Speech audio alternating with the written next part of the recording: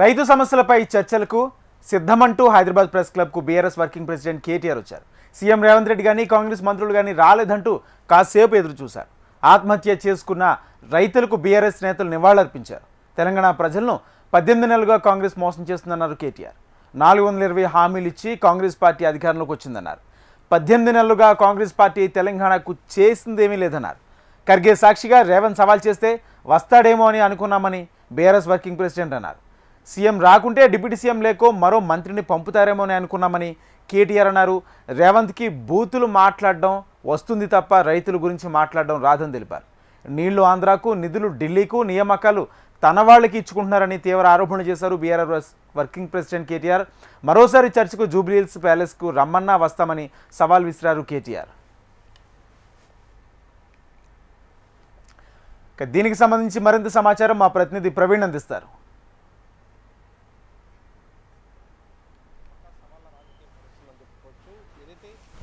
BRS ప్రభుత్వంలో మాత్రం 10 ఏళ్ల పాటు కూడా రైతులకు చేసిన అంశంపైన కూడా చర్చకు సిద్ధమా అంటూ కూడా ముఖ్యమంత్రి రేవంత్ రెడ్డి సవాల్ విసిరిన నేపథ్యంలో ఆ సవాల్ను కూడా స్వీకరిస్తూ కూడా కేటీఆర్ ఇవాళ సోమజ్ కూడా ప్రెస్ క్లబ్కి వెళ్ళారు. వెళ్ళిన తర్వాత మాత్రం ముఖ్యమంత్రి రేవంత్ రెడ్డికి కూడా ఒక చైర్ను కూడా వేశారు. వేసిన సందర్భంలో మాత్రం ముఖ్యమంత్రి కాకపోయినా ఉప ముఖ్యమంత్రి లేదంటే సంబంధిత మంత్రి వచ్చి మాత్రం కాంగ్రెస్ 18 నెలల కాలంలో కూడా చేసిన అభివృద్ధి సంక్షేమ కార్యక్రమాలు కావచ్చు, అదేవిధంగా రైతాంగానికి ఏం చేసిందనే దానిపైన కూడా ఒక క్లారిటీ ఇస్తారని చెప్పేసి కూడా భావించామని చెప్పేసి కూడా కేటీఆర్ తెలిపారు. దీంతో పాటుగా 18 నెలల్లో కూడా రైతాంగానికి సంబంధించి కూడా రుణమాఫీ చేశామని చెప్పేసి కూడా కాంగ్రెస్ ఇప్పటివరకే చెప్తుంది. కానీ రుణమాఫీ మాత్రం ఎక్కడ కూడా కాలేదు. చాలామంది కూడా రుణమాఫీ కాలేదు. కాంగ్రెస్ ప్రభుత్వం మాత్రం చెప్తున్న ప్రకారం మాత్రం రుణమాఫీ జరగలేదు అంటూ కూడా బీఆర్ఎస్ ప్రతినిత్యం కూడా ప్రభుత్వాన్ని కూడా ప్రశ్నిస్తూ వస్తుంది. ఇదే సమయంలో మాత్రం రైతులకు ఇప్పటివరకే రైతు బంధు కూడా వేసామని చెప్పేసి కూడా ఏదైతే ప్రభుత్వం చెప్తుందో రైతు భరోసా మాత్రం పూర్తి స్థాయిలో మాత్రం వేయలేదు. కొడంగల్ నియోజకవర్గంలో ముఖ్యమంత్రి సొంత నియోజకవర్గంలో దాదాపు 670 మంది రైతులకు కూడా ఇప్పటివరకే రైతు భరోసా కూడా పడలేదు అనే దానిపై కూడా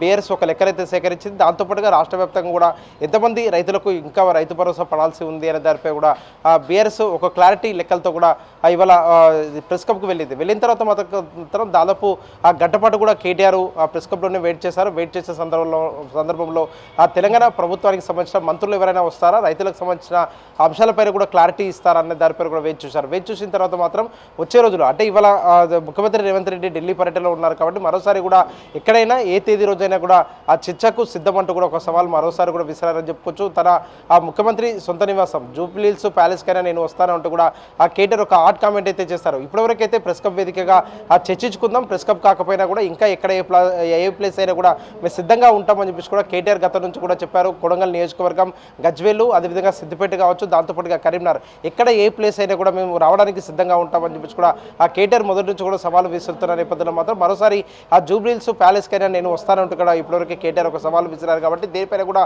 కాంగ్రెస్ కూడా దీటైన సమాధానం కూడా ఇస్తుందని చెప్పుకోవచ్చు. కాంగ్రెస్ కూడా ప్రతినిత్యం కూడా కేటీఆర్ ఏదైతే కామెంట్ చేస్తారో కామెంట్లను కూడా ఏదైతే ముఖ్యమంత్రిగా రేవంత్ రెడ్డి సవాలు విసిరిన నేపథ్యంలో మాత్రం ప్రతిపక్ష నాయకుడైన కేసీఆర్ దాటికి సమాధానం చెప్పాలి అంటూ కూడా కాంగ్రెస్ సంబంధించిన మంత్రులు కూడా కేటీఆర్ పైన కూడా ఒక సెటైర్లు అయితే వేసుకునే సిచ్యువేషన్ కనిపిస్తుంది. ఇదే సమయంలో మాత్రం ముఖ్యమంత్రి రేవంత్ రెడ్డి ఎల్బీ స్టేడియం వేదిక కూడా సభ వేదిక నుంచి ఖర్గే సమక్షంలో మాత్రం తెలంగాణలో బీఆర్ఎస్ పార్టీ రైతులకు ఏం చేసింది అనే దానిపైన కూడా చర్చించడానికి సిద్ధంగా ఉన్నారా, నేను సిద్ధంగా ఉన్నాను అని చెప్పేసి కూడా ఇప్పటివరకు ముఖ్యమంత్రి రేవంత్ రెడ్డి కూడా సవాల్ విసిరిన నేపథ్యంలో మాత్రం కేటీఆర్ కూడా సవాల్ను స్వీకరించారు. కాబట్టి స్వీకరించిన తర్వాత 72 గంటల పాటు కూడా సమయం ఇచ్చారు. 72 గంటల పాటు కూడా తెలంగాణలో రైతాంగానికి గత ప్రభుత్వం ఏం చేసింది, మీరు 18 నెలల కాలంలో కూడా ఏం చేశారు అనే దానిపై కూడా చర్చించడానికి నేనైతే సిద్ధంగా ఉంటానని చెప్పేసి కూడా కేటీఆర్ అయితే సవాల్ విస్తారు. ఇదే సమయంలో మాత్రం ఒక పక్క ప్రతిపక్ష పార్టీ అయిన బీఆర్ఎస్ మాత్రం రైతులకు సంబంధించిన అంశం ఎజెండాగా కూడా అడుగులు వేయాలని కూడా భావిస్తుందని చెప్పుకోవచ్చు. రైతులకు సంబంధించి కూడా రైతు బీమాను కూడా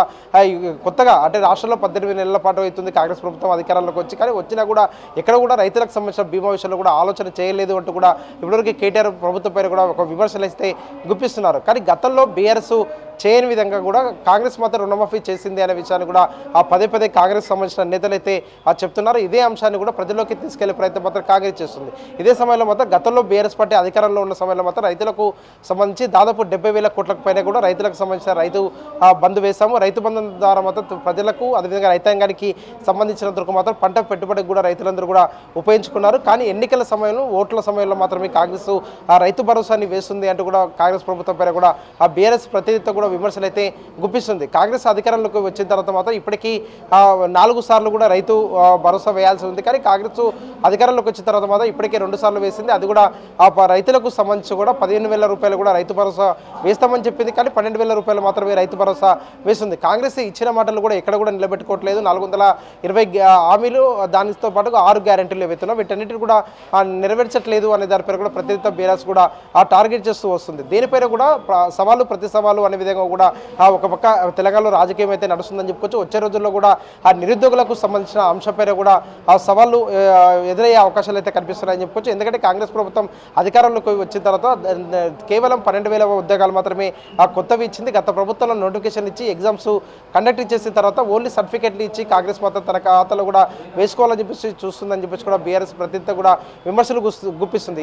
దీనిపైన కూడా తొందరలోనే ఒక చర్చ పెట్టాలి. దీనికి కూడా సవాల పర్వం కూడా కొనసాగే అవకాశాలు అయితే కనిపిస్తున్నాయి. చర్చకు మాత్రం ఇప్పటివరకు బీఆర్ఎస్ కూడా ఆ డిమాండ్ అయితే చేస్తుందని చెప్పుకోవచ్చు. కాంగ్రెస్ సంవత్సరం ప్రభుత్వం అధికారంలోకి వచ్చిన తర్వాత సంవత్సరంలోనే 2 లక్షల ఉద్యోగాలు కూడా ఫిలప్ చేస్తాం, 2 లక్షల ఉద్యోగాలు కూడా భర్తీ చేస్తామని చెప్పేసి కూడా ఆ గతంలో ఏవైతే హామీ ఇచ్చిందో హామీని కూడా నెరవేర్చడంలో మాత్రం ఇప్పటివరకే కాంగ్రెస్ ప్రభుత్వం విఫలమైందనే దాని విషయాన్ని కూడా ప్రజల్లోకి తీసుకెళ్లాలి. అదేవిధంగా ఆ నిరుద్యోగులతో కూడా చర్చించాలని చెప్పేసి కూడా ఇప్పటివరకే బీఆర్ఎస్ మాత్రం ఆలోచన చేస్తుంది. వచ్చే రోజుల్లో మాత్రం అశోక్ నగర్ వేదికగా కూడా బీఆర్ఎస్ మాత్రం ఒక ప్లాన్ కూడా సిద్ధం చేసే అవకాశం ఉందని చెప్పుకోవచ్చు. ఎందుకంటే గతంలో రాహుల్ గాంధీ వచ్చే తెలంగాణకు వచ్చిన సందర్భంలో మాత్రం అశోక్ నగర్కు వెళ్ళారు. అక్కడ ఆ నిరుద్యోగులతో మాట్లాడు కాంగ్రెస్ ప్రభుత్వం అధికారంలోకి వచ్చిన తర్వాత 2 లక్షల ఉద్యోగాలు కూడా భర్తీ చేస్తాం, దానికి సంబంధించిన క్యాలెండర్ కూడా విడుదల చేస్తామని చెప్పేసి కూడా గతంలో కూడా తెలిపారు. శాసనసభ వేదిక నుంచి కూడా క్యాలెండర్ విడుదల చేసినా కూడా క్యాలెండర్ ప్రకారం మాత్రం తెలంగాణలో ఎక్కడ కూడా ఉద్యోగ నోటిఫికేషన్లు వేయట్లేదు అనే దానిపై కూడా బీఆర్ఎస్ అయితే ప్రభుత్వాన్ని కూడా ప్రశ్నిస్తుంది. దీంతో పాటుగా అప్పుల విషయంలో కూడా పదే కూడా బీఆర్ఎస్ ను కూడా టార్గెట్ చేస్తూ కూడా కాంగ్రెస్ మాట్లాడుతున్న నేపథ్యంలో మాత్రం తొందరలో అప్పులపైన కూడా బీఆర్ఎస్ ఒక క్లారిటీ ఇచ్చే అవకాశం కనిపిస్తుంది. Nagendra, thank you Praveen.